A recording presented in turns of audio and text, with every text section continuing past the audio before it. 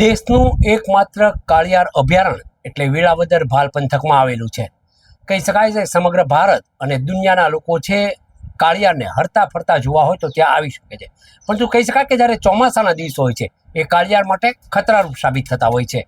ક્યારેક કહી શકાય કે જે કાળિયારો છે એ આ વિસ્તારમાં હરતા ફરતા હોય છે, પરંતુ ચોમાસાનું જે પાણી છે એ ભરાઈ જવાના કારણે કાળિયારો તેમાં ખૂંપી જતા હોય છે અને મોત થતા હોય છે.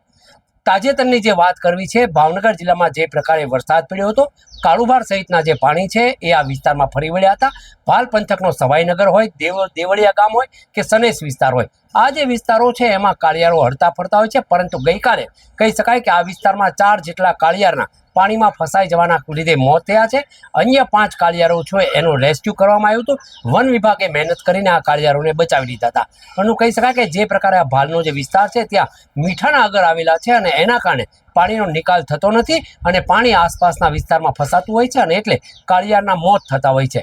સરકારે જે પ્રકારે મીઠાના આગરો માટે પરમિશન આપી છે અને એના કારણે દર વર્ષે કહી શકાય કે જે પાણી છે એ દરિયામાં નિકાલ થવો જોઈએ એ થતું નથી અને એના કારણે કાળિયારોના મોત થતા હોય છે ને ચોમાસું છે એ કાળિયાર માટે ખતરારૂપ સાબિત થતું હોય છે.